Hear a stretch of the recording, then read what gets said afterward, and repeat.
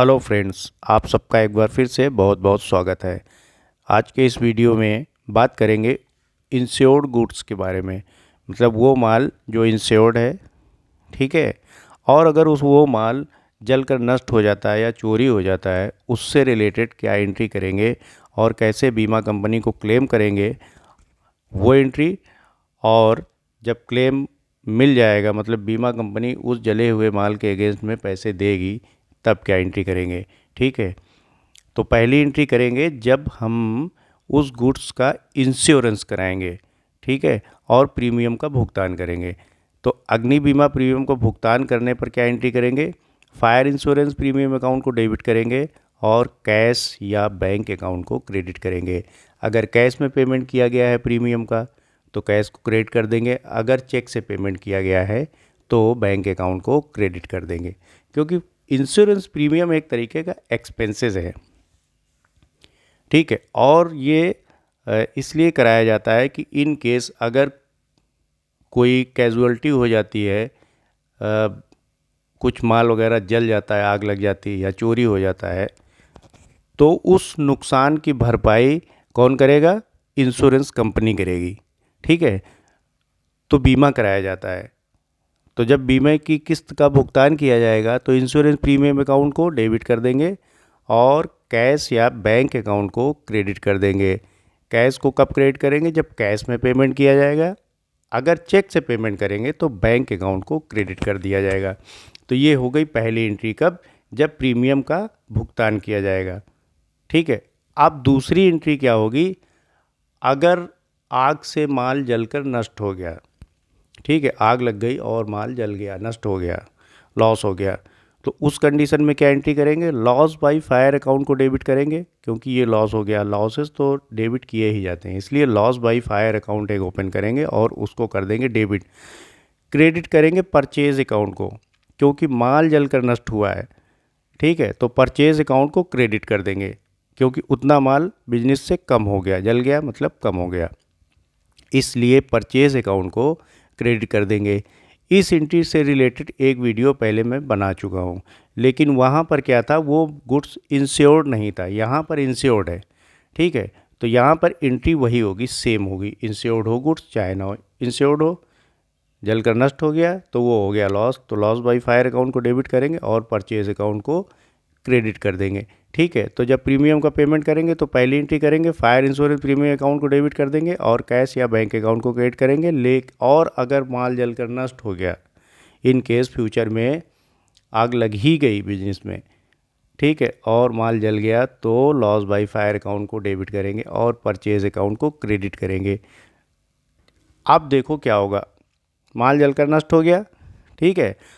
अब बीमा कंपनी को क्लेम किया गया, बीमा कंपनी को क्लेम किया गया कि इतना माल हमारा जलकर नष्ट हो गया, और बीमा कंपनी ने उस क्लेम को एक्सेप्ट कर लिया। जितना माल जलकर नष्ट हुआ था पूरे क्लेम को एक्सेप्ट कर लिया। सपोज 10,000 रुपीज़ का आग से जलकर माल नष्ट हो गया था और बीमा कंपनी को 10,000 रुपीज़ का क्लेम किया गया, और बीमा कंपनी ने उस संपूर्ण दावा स्वीकृत कर लिया, एक्सेप्ट कर लिया पूरा कंप्लीट, कि हाँ भाई ठीक, 10,000 रुपीज़ हम आपको पेड करेंगे। तो क्या करेंगे, इंश्योरेंस कंपनी अकाउंट को डेबिट कर देंगे, ठीक, और लॉस बाय फायर अकाउंट को कर देंगे क्रेडिट, क्योंकि अब इंश्योरेंस कंपनी ने क्लेम एक्सेप्ट कर लिया है, इसलिए ये लॉस अब नहीं रह गया, लॉस हो गया ख़त्म। तो यहाँ पर डेबिट किया था, यहाँ पर कर देंगे क्रेडिट, ठीक है। तो एक बार loss by fire account debit हुआ, एक बार loss by fire account credit कर देंगे, तो ये लॉस बाय फायर अकाउंट ख़त्म हो गया, मतलब लॉस का कोई इफेक्ट अब बिजनेस में नहीं रह गया। इसलिए इंश्योरेंस कंपनी अकाउंट को डेबिट करेंगे और लॉस बाय फायर अकाउंट को क्रेडिट कर देंगे। किस कंडीशन में, जब कंपनी एक्सेप्ट कर लेगी क्लेम को।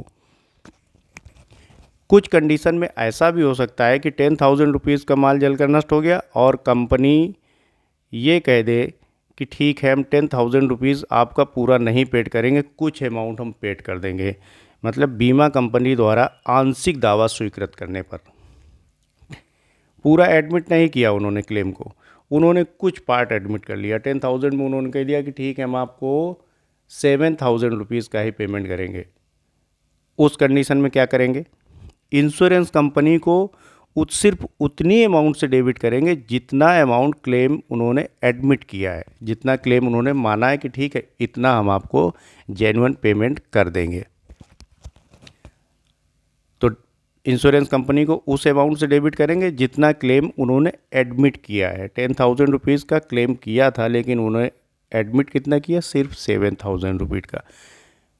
तो 7,000 रुपीज़ से ही सिर्फ इंश्योरेंस कंपनी को डेबिट कर देंगे। और तो फिर क्या हुआ, 3,000 रुपये का लॉस हो गया, है ना भाई। माल तो जला था 10,000 रुपये का, अब हमने क्लेम किया बीमा कंपनी को। बीमा कंपनी ने कहा कि नहीं, हम सिर्फ 7,000 रुपये का ही माल का आपका क्लेम एक्सेप्ट करेंगे, 3,000 का नहीं एक्सेप्ट करेंगे, कुछ भी कारण रहा हो। तो अब एक्चुअल लॉस कितना हुआ, 3,000 रुपीज़ का। तो ये जो क्लेम एडमिट नहीं करेगी बीमा कंपनी, उतनी अमाउंट को प्रॉफिट एंड लॉस अकाउंट में डेबिट कर देंगे, क्योंकि ये एक्चुअल लॉस हो गया अब। और लॉस बाय फायर अकाउंट को क्रेडिट कर देंगे टोटल अमाउंट से। टोटल अमाउंट मतलब जितना क्लेम एडमिट किया है और जो लॉस हो गया, उतने से लॉस बाय फायर अकाउंट को क्रेडिट कर देंगे।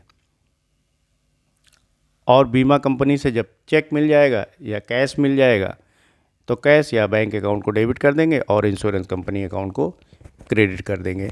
अब ये दो एंट्री अच्छे से समझ में आएगी नेक्स्ट जो एग्जाम्पल आएगा उसमें। तो एग्जाम्पल में पहला ट्रांजेक्शन है, goods valued ₹15,000 have been insured for ₹10,000। 15,000 की वैल्यू का माल है जिसमें से सिर्फ 10,000 रुपये का ही इंश्योरेंस कराया गया है। And paid premium at the rate of 5% per annum. और उसका जो प्रीमियम का किस अमाउंट आएगा वो कितना है, 5%। कितने का, 10,000 का 5% पर एनम, मतलब साल का प्रीमियम 10,000 रुपीज़ का 5% ही आएगा, मतलब 500 रुपीज़। तो प्रीमियम की अमाउंट जो आ रही है वो 500 रुपीज़ आ रही है। तो क्या करेंगे, इंश्योरेंस प्रीमियम अकाउंट को कर देंगे 500 रुपीज़ से डेबिट और कैश अकाउंट को क्रेडिट कर देंगे। तो ये तो किस्त का भुगतान कर दिया गया। कितने का, 10,000 रुपये का माल अगर जल जाएगा तो बीमा कंपनी क्लेम देगी। और उसकी किस्त कितनी आ रही, सिर्फ 500 रुपये। तो इंश्योरेंस प्रीमियम अकाउंट को 500 रुपये से डेबिट कर देंगे और कैश अकाउंट को क्रेडिट कर देंगे 500 रुपीज़ से। अब देखो हो क्या रहा है, a lot of goods costing ₹8,000 was destroyed by fire. 8,000 रुपये का माल आग में जलकर नष्ट हो गया। तो लॉस बाय फायर अकाउंट को डेबिट कर देंगे कितने थे, 8,000 रुपीज़ से, और परचेज अकाउंट को क्रेडिट कर देंगे 8,000 रुपीज़ से, क्योंकि 8,000 रुपये का माल जलकर नष्ट हो गया, वो बिजनेस से चला गया इसलिए, और ये लॉस हो गया। तो loss by fire account open करेंगे और 8,000 रुपीज़ से उसको डेबिट कर देंगे और परचेज अकाउंट को 8,000 रुपीज़ से क्रेडिट कर देंगे। अब बीमा कंपनी को क्लेम किया जाएगा कितनी, टोटल अमाउंट से। The insurance company admitted A claim 8,000 rupees. बीमा कंपनी को 8,000 रुपये का क्लेम किया गया और पूरा क्लेम उन्होंने एक्सेप्ट कर लिया कि ठीक है 8,000 रुपये हम आपको पेड कर देंगे। तो वहाँ पर एंट्री क्या करेंगे, इंश्योरेंस कंपनी अकाउंट को डेबिट कर देंगे 8,000 रुपीज़ से और लॉस बाय फायर अकाउंट को क्रेडिट कर देंगे 8,000 रुपीज़ से। एक तो कंडीशन ये हो गई। अब देखो ऐसी भी कंडीशन हो सकती है कि बीमा कंपनी पूरा क्लेम एक्सेप्ट ही ना करे। तो यहाँ पर क्या हो रहा है, the insurance company admitted A claim of ₹5,000 only. सिर्फ 5,000 रुपये का ही क्लेम बीमा कंपनी ने एक्सेप्ट किया है। दोनों कंडीशन आ सकती हैं, जो क्वेश्चन आएगा उसमें दोनों कंडीशन आ सकती हैं। हो सकता है कंपनी पूरा क्लेम एडमिट कर ले तो वहाँ पर ये एंट्री कर देंगे, हो सकता है कंपनी पूरा क्लेम एडमिट ना करे तो वहाँ पर क्या एंट्री करेंगे, इंश्योरेंस कंपनी अकाउंट को डेबिट करेंगे कितने से, 5,000 रुपीज़ से, क्योंकि 5,000 रुपये का ही क्लेम इंश्योरेंस कंपनी ने एक्सेप्ट किया है। तो अब 3,000 रुपये का हो गया लॉस, तो इसको क्या करेंगे, प्रॉफिट एंड लॉस अकाउंट में डेबिट कर देंगे 3,000 रुपीज़। ये एंट्री बहुत समझने वाली है, इसको ध्यान से समझो। इंश्योरेंस कंपनी को सिर्फ उतनी अमाउंट से डेबिट करेंगे जितना क्लेम उसने एक्सेप्ट किया है। अब जो क्लेम एक्सेप्ट नहीं किया है बट लॉस तो हो ही गया, 8,000 रुपये का माल जल के नष्ट हो गया, उसमें से सिर्फ 5,000 रुपये ही मिलने हैं। तो इंश्योरेंस कंपनी को 5,000 रुपये से डेबिट कर देंगे। अब 3,000 रुपये जो नहीं मिलने हैं, ये क्या हो गया, ये एक्चुअल लॉस हो गया, अब ये नहीं मिलने वाला, ये बिजनेस के लिए लॉस हो ही गया।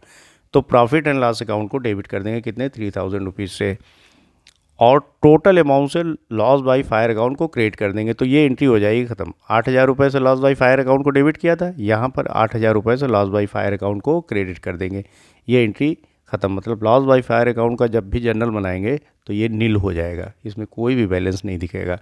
एक्चुअल एंट्री क्या हो गई, इंश्योरेंस कंपनी अकाउंट डेबिट हो गया 5,000 रुपीज़ से, प्रॉफिट एंड लॉस अकाउंट में ये 3,000 रुपये लॉस दिखाएगा। ठीक है, लॉस बाई फायर अकाउंट ये ख़त्म हो गया।